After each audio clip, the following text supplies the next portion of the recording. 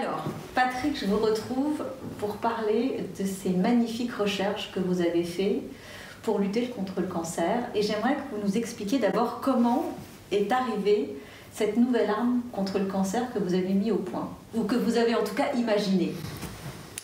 Alors écoutez, il y a quelques années, j'ai repris des études, et dans le cadre d'un master, donc dans une grande école de commerce, et j'ai eu la chance que la société pour laquelle je travaillais à l'époque soit d'accord pour me suivre, me soutenir dans ces études-là. Alors il y avait une contrepartie à la couverture des frais pédagogiques, etc., qui était pris en charge par la société, qui s'appelait à l'époque Areva, qui s'appelle Orano maintenant. Et donc Areva m'a dit, écoute, c'est très bien, et en contrepartie, donc, nous proposons de travailler sur l'un des 3 sujets que nous allons proposer. Et le sujet que j'ai retenu parmi les 3 sujets qui m'étaient proposés donc, était relatif à l'innovation sur un grand site industriel dans lequel je travaillais.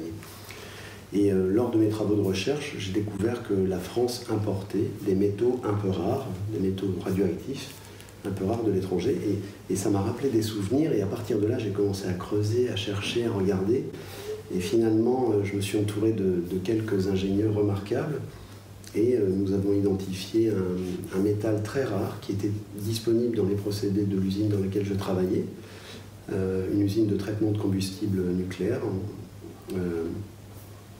Et petit à petit, cette idée a grandi, et puis elle est devenue un projet, et puis elle a été primée non seulement en interne, elle a reçu un prix d'innovation, puis ensuite je suis parti aux États-Unis pour la développer, et puis aux États-Unis, la fondation Clinton, la CGI nous a remis un prix. J'ai obtenu des budgets de plus en plus importants, et j'ai recruté des scientifiques, etc., etc. Mais comment ça fonctionne alors? Quelle est l'idée? Quel est le concept si innovateur? Alors l'idée existait depuis déjà pas mal de temps, mais avait du mal à, comment dirais-je, à se développer par manque de matières premières. En gros, c'est un médicament qui est assez merveilleux, qui utilise une compétence, enfin une technologie particulière de ciblage des cellules malades. Donc des cellules cancéreuses, on parle du cancer. Et en fait, lorsque le désordre cellulaire apparaît, en surface des cellules malades apparaissent des antigènes qui sont là pour commencer le processus de réparation. Le système immunitaire se met en route et ces antigènes émettent des signaux chimiques. Et en laboratoire, nous sommes capables, les scientifiques sont capables de dessiner des molécules qui vont reconnaître les signaux émis par ces antigènes en surface des cellules malades. Ça, en gros, ça s'appelle la chimiothérapie. On est capable. Et la chimiothérapie, elle brûle tout aussi. Alors voilà, alors pas toujours, pas tout le temps, les médicaments évoluent beaucoup, mais en tout cas, si ce qu'on appelle la vectorisation, le ciblage fonctionne bien, mais que l'effet thérapeutique n'est pas idéal, donc, il est possible d'associer au vecteur un certain nombre de composés qui, eux, sont très puissants d'un point de vue thérapeutique pour traiter la maladie. Et donc là, l'idée était d'extraire ce métal rare pour le coller justement à l'un de ces vecteurs qui reconnaissait les cellules. Donc en fait, il va tuer juste les méchantes cellules. On peut dire ça. Voilà, parce qu'on va essayer de... Non mais vraiment, vous avez tout à fait raison, c'est ça. Il y a un ciblage très précis des cellules malades et uniquement de celles-ci. Et ce métal un peu extraordinaire qui s'appelle le plomb 212 a une puissance phénoménale quand il se transforme en un autre métal par la loi de la radioactivité, mais à l'échelle cellulaire. C'est-à-dire qu'une fois qu'il touche la cellule est détruite et les tissus sains autour sont épargnés.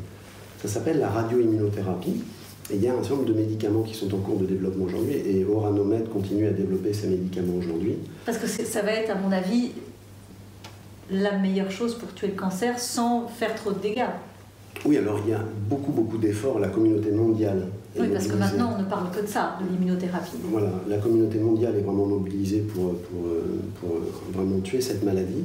Et il est vrai qu'avec la médecine nucléaire, la radioimmunothérapie en particulier, la radioimmunothérapie alpha, il y a une magnifique promesse. Alors c'est toujours trop long, évidemment. Parce qu'il y a les essais cliniques. C'est ça. Et puis parce qu'on ne peut pas injecter, j'imagine, à des patients, il faut essayer sur les animaux. Il faut attendre combien d'années pour qu'on puisse injecter sur des patients? Alors c'est déjà le cas aujourd'hui. Il y a déjà des essais. Il y a déjà des essais de qui sont très concluants d'ailleurs, non? Oui, qui se passent vraiment très bien aux États-Unis, puisque l'autorité américaine a donné un statut très particulier à ces médicaments au plomb 212 aux États-Unis. Donc il faut du temps pour répondre à votre question. Les autorités sanitaires imposent des essais très stricts, évidemment, et c'est bien normal. Mais en tout cas, c'est un médicament qui sera sur le marché dans les prochaines années. Combien d'années, je ne sais pas, mais je suis très optimiste. Là, ces médicaments, donc, est-ce que n'importe quel patient aux États-Unis peut y avoir droit ou non? Pour le moment, ce sont juste des patients lambda qui ont été choisis en fonction d'un protocole particulier. C'est ça. Aujourd'hui, il est impossible d'avoir un essai clinique sur tous les cancers en même temps, etc. Donc vous avez ciblé des cancers. Exactement. Et certains patients pour lesquels aucun des médicaments existants ne fonctionne, vous essayez le sont invités à suivre, à entrer dans le protocole clinique et reçoivent ce médicament-là. Donc ce n'est pas tous les patients, c'est certains patients qui ont certaines pathologies et qui sont admissibles pour cet essai particulier. Donc on est, je ne dirais pas au début d'un processus, parce que lorsqu'on est déjà sur les essais cliniques, ce qu'on appelle les essais cliniques, les essais sur les patients, c'est-à-dire que le médicament est en bonne voie de développement. Je suis confiant, très honnêtement, il faut être très prudent parce que c'est toujours un peu sensible, évidemment. Oui, et puis tout le monde a tellement d'espoir que ça aille vite parce que les gens sont de plus en plus malades et qu'il y a une vraie urgence. Bien sûr, donc il faut être très prudent lorsqu'on parle de traitement anticancéreux, mais l'espoir est là. Ça, c'est déjà assez merveilleux. Vous pensez que ce sera en Europe dans combien de temps et en Belgique, en France dans combien d'années?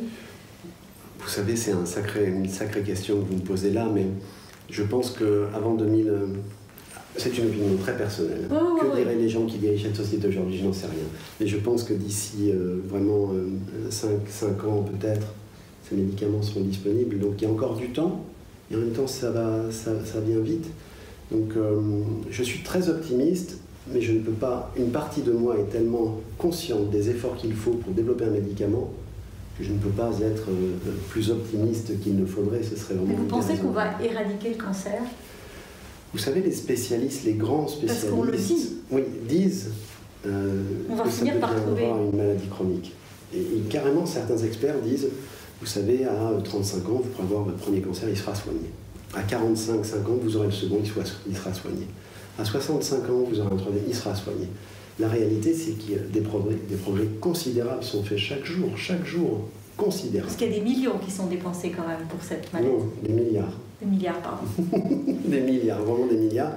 Donc il y a une vraie mobilisation de la communauté internationale qui est fantastique, vraiment. Il y a une puissance, une intelligence, une puissance financière, de ressources académiques, scientifiques, technologiques, techniques, industrielles, que sais-je, qui est extraordinaire.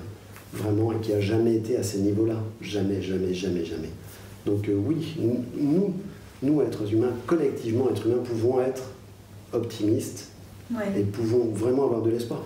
Vous savez, ce que je prétends vraiment, c'est quand nous sommes confrontés à la maladie, et nous le sommes tous, il y a un enjeu à lutter, parce que demain, il y aura peut-être un nouveau médicament. Bien sûr. Dès demain. Et donc chaque jour est essentiel. Chaque jour est gagné, en fait. Chaque jour est essentiel. Il faut batailler, parce que tous les jours, de nouveaux traitements apparaissent. C'est extraordinaire. Donc il faut vraiment nous surmobiliser pour gagner des jours, gagner, lutter. Et comment s'appelle le traitement que vous avez mis au point? Alors là, c'est un tout petit peu technique. Ça s'appelle une radioimmunothérapie au plomb 212. D'accord. On utilise un vecteur, on utilise du plomb. Entre les deux, on utilise, pour faire simple, de la colle. Voilà, donc on a le vecteur qui va reconnaître la cellule malade. On a le plomb qui va la détruire, et pour que ce médicament soit constitué, vecteur et plomb, on met de la colle au milieu. C'est simple? D'accord. En tout cas, on souhaite beaucoup de succès, parce que ça va sûrement révolutionner notre civilisation si on peut changer la donne contre le cancer.